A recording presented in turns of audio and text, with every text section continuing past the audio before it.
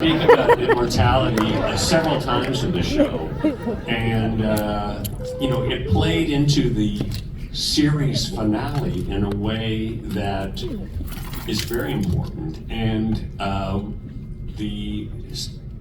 as I'm sure most people know here, Scully admits or tells Mulder about her pregnancy in the final episode, and that became very controversial. I mean, a lot of people. Avi Kehata, she closed her website down, her blog, and Jillian got very angry at me, and it's like I wasn't sure why that was, but I actually sort of welcomed the controversy. I thought it was a good thing. But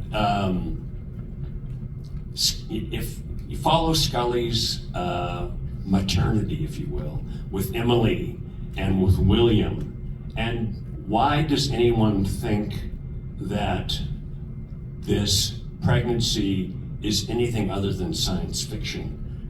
This is a science fiction show. That pregnancy it's spelled out actually at the beginning of the episode, where the truth is out there, is something else, and it is what I had in mind. So I just want to go on record to say, it's not necessarily Mulder and Scully's child. I was thinking to Scully's pregnancy at the end of the series, was that something that you had originally planned before the revival or during the revival? It's a really good question, and it's a controversial question with controversial. I wasn't quite sure how I was going to end the series, and then I gave the actors an incomplete script because I was torn about how I was going to end the series. But I wanted to make it, first of all, I think that cements the relationship in a way that the first pregnancy didn't quite. The fact that Scully has been written that she was 54 when she got pregnant is a biblical thing for me. Abraham and Sarah got pregnant when they were in their 50s.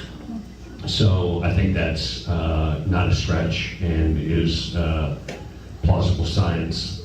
But for me, it was something that is miraculous, and as miraculous as their relationship. So that's why I chose to do it. But I wasn't quite sure. When Jillian started saying right near the end of the show that this is the last time she's going to wear the wig, and she was, finishing her run on the X-Files, it really, I wanted that scene on the pier to be about that relationship that had begun in the pilot, where that's one of the sexiest scenes in the pilot, where she's got her underwear down, and that it would end up with Scully pregnant when they barely had kissed on the show. About Scully's pregnancy. So now I am.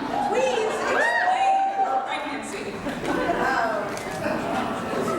Can you hear me? So, it was very controversial, and at first I appreciated the controversy. I thought, this is good, people are talking about the show, some people didn't like it, some people were okay with it, but then Jillian said something at Cannes that was alarming to me. She said I'd come back to the X-Files if they fired all the writers. So it's like, wait a second, these are the writers who got us to this point. And so she and I exchanged some words about it. And I realized in talking to her that she was thinking about, she, as it's been pointed out to me, she's playing a 54-year-old woman on the show. And she was thinking about it as Jillian, not as Scully. And Scully has been abducted. She, in the first movie, was incubating an alien. She's not your normal mother.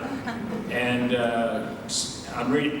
one of the reasons I chose to do this was you read now about female reproduction, and there's something called IVG, which is where they're actually creating children outside the womb, different than IVF.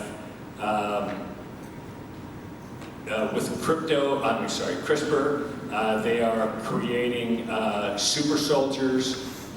Literally right now they can do it. So I was drawing on all this science, and I thought, this is great. At the end, when Mulder's holding Scully, she's got to be terrified. She's not like tears of joy. It's got to be like, what is happening to me? And I thought, this is a chance for Scully to be able to actually, she becomes her own subject. It becomes Scully's show at this point because she is an anomaly. And I always think to myself, our sun is going to collapse in 5 billion years.